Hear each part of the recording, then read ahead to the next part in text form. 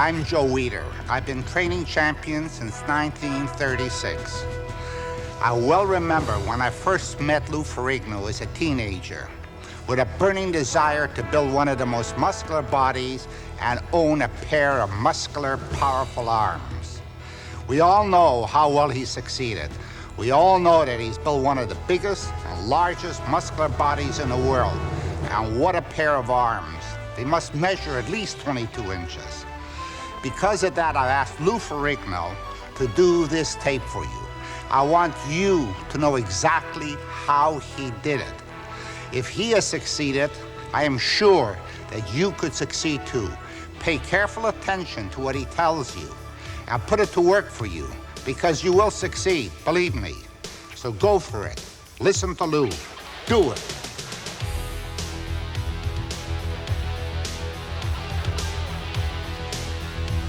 I'm Bill Dobbins from Muscle and Fitness magazine.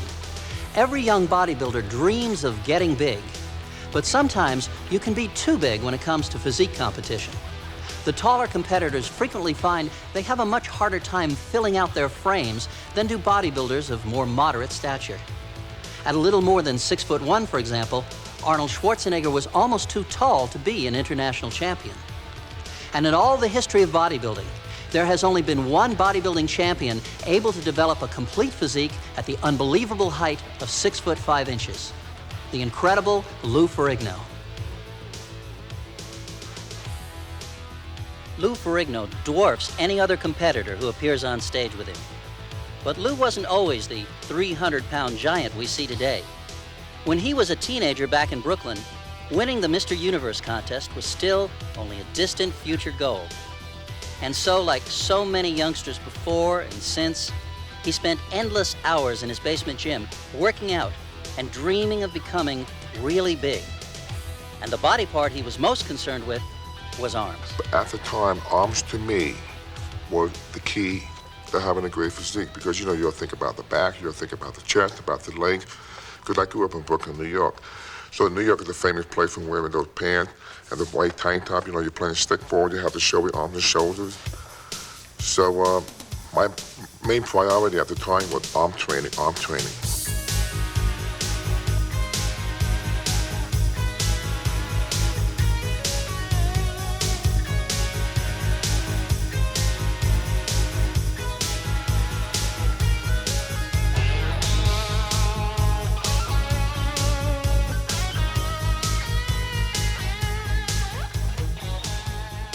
Did your arms get big very quickly?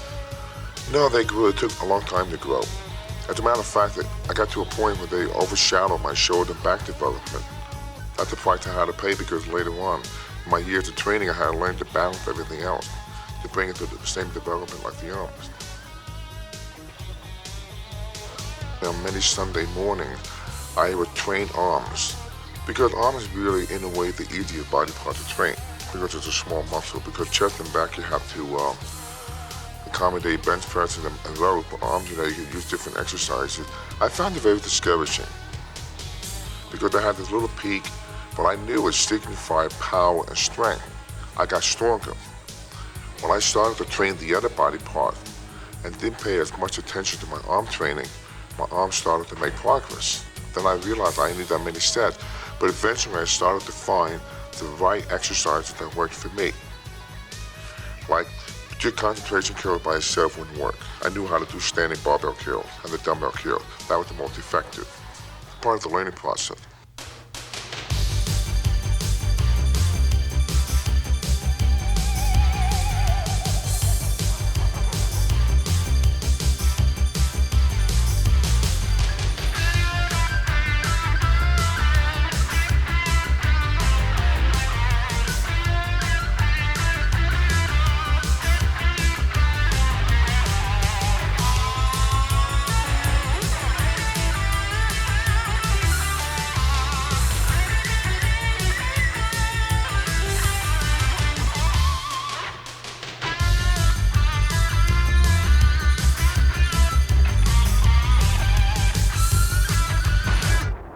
Weight training for 30 years. I meet a lot of fans of mine.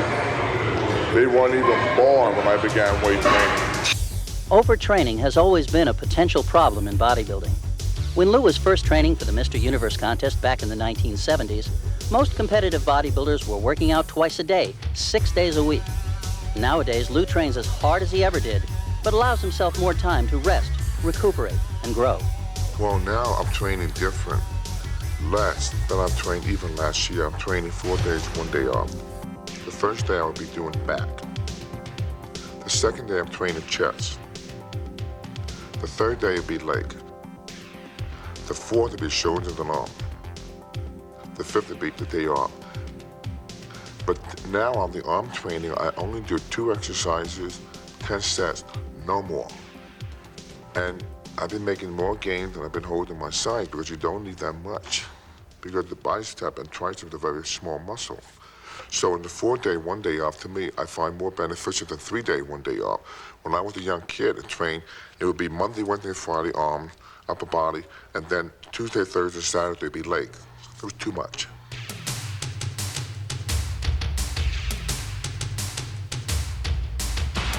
What I like about weight training also with other people are relieve stress. Stress is the #1 killer, especially heart attack and cancer. When you release stress here, the best chances of you improving your life and living a long time.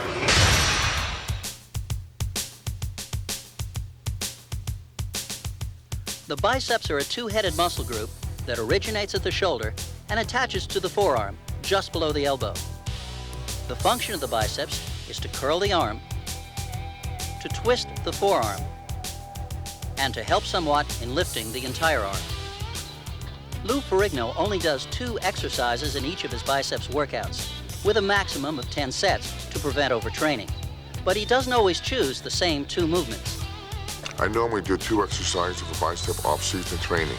Training for competition basically would be about 3. You have to know when you reach the maximum pump. When you're going to finish with pre-secure the cable horizontal, if you feel you're doing too much, stop. Like for example, say I do 12 sets of bicep training. I'm going to grab a couple sets of pre-secure with the cable. If I feel I start to lose that pump, just that little feeling, I would stop. That's a warning sign of overtraining.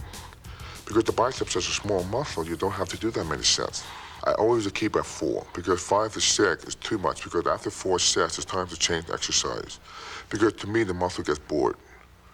It needs stimulation, so you want to change the angle. And also, I think every workout, confuse the muscle, change the exercises.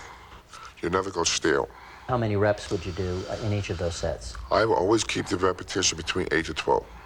And you know what's funny? I meet many guys, it's kind of sad in the way you see them, maybe with small arms, and they have a big chest and back, and these guys are doing 20 to 25 sets for arms, hoping the arms will grow. And I have to tell them over and over, cut the workout in half, you'll respond. They won't listen because they're afraid if they cut the workout in half, their arm's going to shrink 2 more inches. But the theory behind it, you don't need that many sets. It's how hard and how much you focus of the time and effort you put into it.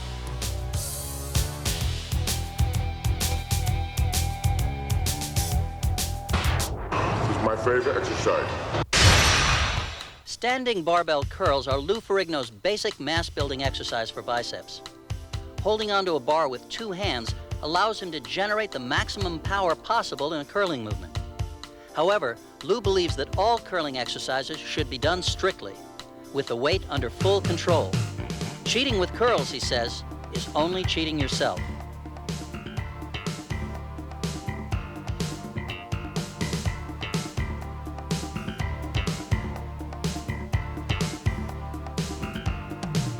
I personally feel the standing barbell curl works the bicep from the top to the bottom. You can have different curls of the movement. I think it's more of partial movement, but the standing barbell curl to require your whole body, it's a power basic movement. You need it because that's kind of like when it comes to chest, you want to start with the bench press. It's a basic builder, and it feels good. Knowing that you're curling, you're standing up, and your whole body's rigid, only the arms doing the work. I wouldn't do any more than 12 reps for the standing barbell curls, and I like to keep 4 to 5 sets. When I begin doing barbell curl, I use the bar, no weight. I'll do maybe 1 or 2 sets of 12 to 15 reps to get the blood in the muscle, which is very important. Then I put on a 25-pound plate, then do 12 reps. I'll pyramid the weight up, but I will not change the repetition. The reps will stay around 10 to 12. And the most important thing is you come up, you don't swing, you come down slowly, and just imagine your elbows being screwed to the side of your body. That's very important.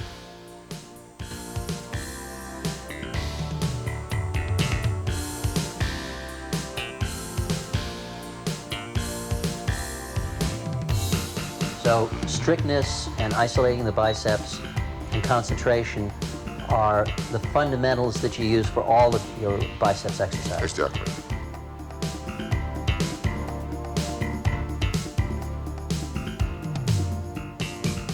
And I think it's important to be aware of everything when you go to the gym. You can't curl as much weight using dumbbells instead of a barbell, but you can force each arm to work independently, which keeps the stronger side from helping the weaker. Also, with the elbow joints free to rotate naturally, you put less stress on the arms, and you're able to twist or supinate your wrists to achieve a full peak to your biceps.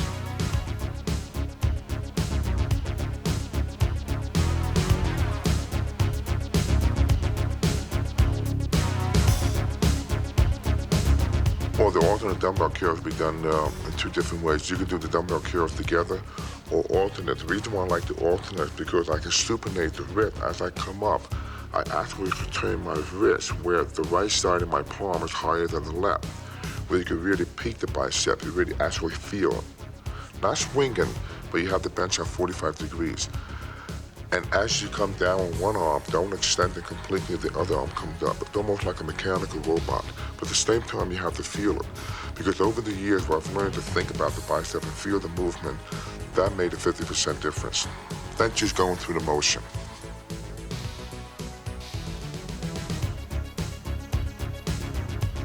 Dumbbell curls can be done using both arms simultaneously or curling with each arm separately.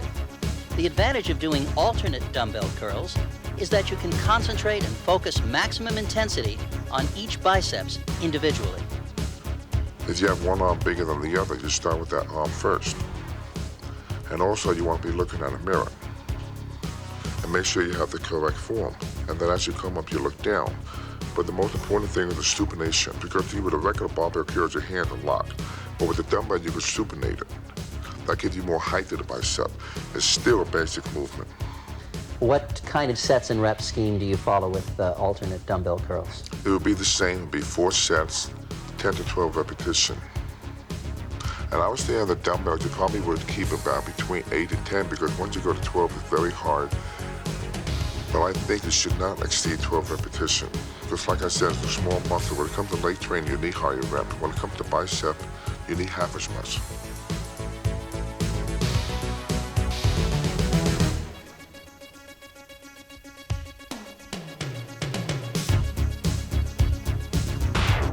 And to have that feel and knowing you can do this, the best thing for your health, and especially for how you feel. Many bodybuilders over the years have included preacher curls as important elements in their arm workouts.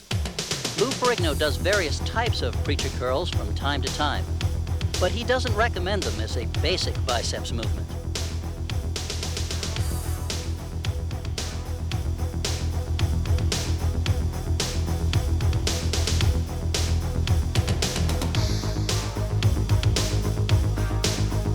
What is the difference in the feel and in the result of doing preacher curls, either with barbell or dumbbell, and doing free curls? Well, preacher is more of an isolated movement. I think it's more of a finishing movement. Preacher curls should never dominate the barbell curl and the alternate dumbbell curls. I see too many guys with poor arm development. They go into a gym, they do preacher curls with the cable. Then they use this machine, the horizontal machine with the cable. Then they go in the corner, they start doing a cable curl. They probably have maybe 18-inch arm or 17-inch arm. In the meantime, they got like a 55-inch chest. You have to stick with the basics. That's why I think preacher curl is a good finishing movement. It's a good tension movement. It should be done at the very end. When it comes to preacher curls, you think there's a big difference between resting your elbows against a vertical bench, straight up and down, and a bench that works at a 45-degree angle? Well, preacher curls, I feel that the 45 degree opposed to the straight up and down or the horizontal is much more dangerous. I've talked to many different surgeons after I had my bicep surgery. The safest bicep exercise that take less of a strain on my tendon is the vertical and the horizontal because you have more control.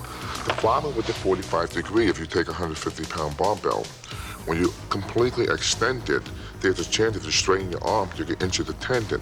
And also, as you come up after halfway, you're not really working the bicep, your body weight's pulling the bar back.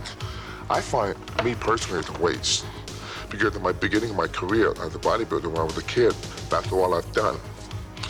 And never really responded like the barbell curl, concentration curl.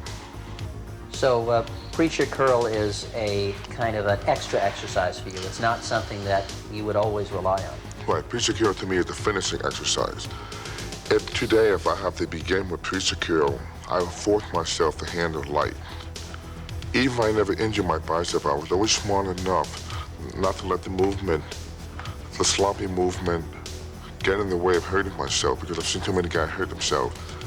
I think if you're going to begin with preacher curl, warm up and stick with maybe more with cable on the 45. When it comes to straight down horizontal cable. When you do preacher curls, generally what kind of sets and reps? I basically do, because it's at the very end of the routine. Say for example, I do training for competition, I'll do the standing barbell curl 4 sets, then I'll do the alternate dumbbell curl 4 sets. Then after that, I'll finish with the preacher, it'll be about 4 sets. Now you mentioned that you did get a lot of benefit from concentration curls. Could you tell me about what you get out of doing concentration dumbbell curls? Well, the concentration dumbbell curl, at the very end, basically you want to have the arm really dead hang. And when you're coming up, you want to supinate the wrist. You can't swing or you can't jerk. And also you can hurt your tendon doing concentration curl if you handle too much weight and swing the weight. The idea about the concentration curl, because it's dead hanging, you feel the full benefit of the exercise from the bottom to the top, opposed to doing preacher curl where you only feel 50%. The reason why they really call it concentration curl is because you want to feel the muscle. My theory was always, why at the end always concentrate on feeling the movement of concentration curl? Why don't you apply that principle when you do the other kind of curl? You're going to make even more progress. But everybody says, okay, I'm going to do 10 sets of exercises for the bicep. Now I'm going to get the concentration curl. Really got to concentrate, really feel the muscle's going to grow. It doesn't work like that. Each set is the most important. The concentration curl should not be the dominant exercise compared to the others. But you do them yourself, though. Occasionally. It's not going to give you the peak or that magic look like other bodybuilders, the good finishing movement. You get the same benefit from doing preacher horizontal curls with the cable, the straight up and down, or the alternate dumbbell. The concentration curl is the easiest exercise to do because you don't need much weight and it's a lazy man exercise. Whatever you're doing is some kind of curl. Is that correct? It's this kind of curl or that kind of curl, but it's a curl. All biceps training, in isolation is curls. Yeah, bicep training is simulation as far as curl. You cannot lengthen the muscle. Like for example, growing up, I remember I would hear rumors, a story that if you do preacher curl, I'm going to have a lower bicep. Like some people have a high bicep for doing concentration curl. Like for example, you take Arnold Schwarzenegger's bicep, you got that high peak. All I could do preacher curl from now to tomorrow is going to have that high peak. I don't have a high peak, I have a longer bicep. I can do concentration curl, I'm not going to have a high peak. It's how your bicep respond. So that's why curl the curl movement, as long as you work the full head of the bicep. Like for example, if you take anything close, grabbing a bar works the outer bicep. If you take a wider grip, it's going to work the inner bicep. Those are small factors. The most important thing is basically you stick with the basic exercises and you do it correctly, because there's one way you go up and down, and especially when you go down, you have to feel the movement as you're coming up. When you train your biceps in isolation as part of your biceps training, what you want to concentrate is on feeling that muscle contract, not cheating, not throwing the weight around. Is that how you approach it? Yeah. When you train, it's like I was saying before, you have to really feel the muscle, because it is very easy, if you jerk, you can tear a bicep. I tore my right bicep lifting a heavy machine, not in the gym. I was always very careful. But I've seen many cases where someone take a very heavy bar and just heave and swing it up and can snap the lower bicep. The bicep is a small muscle that goes down to one little attachment to the joint. It's very strong at the joint. And that's why whenever you come down, you do biceps, you should never let your arm dead hang, completely relaxed, then flexed again. But that's why, like I was saying, when you feel the movement and really concentrate on that and block out whatever happens in the environment around you, really focus on the bicep. The focus is the key word, because you never get hurt, and also that's how you're going to give it 100% of the effort and basically achieve the size you want. In effect, what you're saying is if you do it right, all curls are concentration curls. Correct. Different angles, but a curl is a curl. When you see somebody as huge as Lou Ferrigno, it's easy to assume that he got that way by always going all out, lifting as much as possible, pushing his muscles to the ultimate in every set. But this is not really the case. For example, when training biceps, Lou sticks to moderate weights, not only because this allows him to use stricter and more effective technique, but because he realizes that curls are not the only way that biceps get trained. When people are planning their biceps workouts, they often forget how much biceps training is involved when you work back. Sure, because when you train back other body parts, like for example, you are working your biceps, the back training will help thicken the bicep. So you won't have to focus on doing too many reverse curls. Same thing with pull down. The same thing with any kind of lower movement. The same thing with chest training. It works the tricep. So you should really think of when you train bicep and tricep, concentrate on shaping. Because the mass will come as you train the other body parts, plus the bicep and tricep training. When I was a kid, I would do a lot of reverse curls to thicken the bicep. My bicep responded. But over the years, as my shoulders, back, and chest got larger, my bicep got thicker. Why? It's because I worked very hard on the back. So naturally it gets thicker. So it made me realize that any heavy rowing movement is going to work the bicep, which is activated by the bicep. It will thicken the bicep if you do it properly.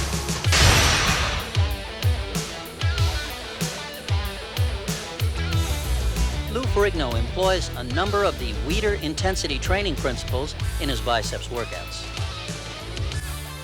For example, full range of motion, working the biceps from a position of full contraction to full extension and back. Peak contraction, holding and squeezing the biceps at the top of the movement to achieve the most intense contraction possible. Continuous tension, whether using cables or free weights, concentrating on maintaining an even resistance against the muscle through the entire range of motion. And the isolation principle, isolating the biceps using very strict curling exercises to force them to work with maximum intensity. A lot of people approach biceps training as if it's rocket science. They want to do all these different exercises. They do something for the length, something for the width, something for the thickness, something for the peak. From what you're telling me, you think biceps training is a lot simpler than that. Bicep training is simple. It's like, for example, too many people analyze bicep training. Bodybuilding is not something you go to a gym and analyze. It's something when you train and you do it. It's feelings. You have to feel the muscle. Because everyone's different. Like, for example, you may require 15 sets. 10 sets may work for me. And that's why I feel that if you have the proper form, which is the most important thing, the moderate weight, you won't hurt yourself, and the feeling of the movement, those three. If you master those three from the beginning, that's the most stimulating factor. But when you have someone walking in and say, listen, I opened this issue with this magazine, this champion does this 4 exercises, I'm gonna do this 6 other exercises, it doesn't work because you overtrain. And I think the less you analyze it, but focus more on the response from it, the name of the game.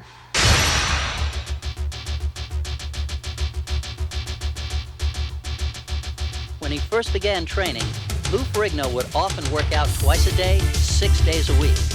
Nowadays, he's learned that less is more, that his body responds better when he trains hard for shorter periods of time and gives his muscles enough time to rest and recover.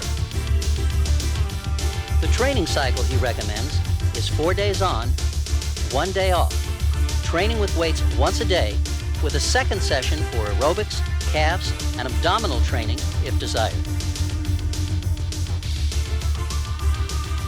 Off-season, Lou usually does no more than 2 biceps exercises in any workout, with a maximum of 10 sets. Lou's basic mass-building exercise for biceps is standing barbell curls, 4 to 5 sets, 10 to 12 reps, increasing weight with each set. Dumbbell curls allow each arm to work independently. Lou does this exercise seated on a bench, sometimes using both arms simultaneously, and sometimes curling first one arm and then the other. 4 to 5 sets, 10 to 12 reps, increasing weight with each set.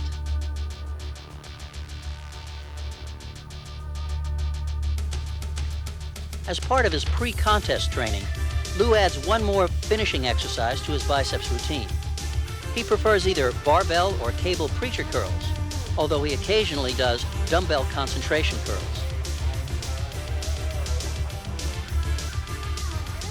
Pre-contest, Lou does 4 sets of barbell curls, 4 sets of dumbbell curls, and 4 sets of preacher or concentration curls, 10 to 12 reps each, increasing weight each set. Never be concerned about anybody else. Like, for example, if someone's lifting 500 pounds, doesn't mean you have to do the same thing. Don't compete with anybody else. Guys that made fun of me when they were young, now they come to me for advice how to build their body. You see, it all comes down to believing in yourself.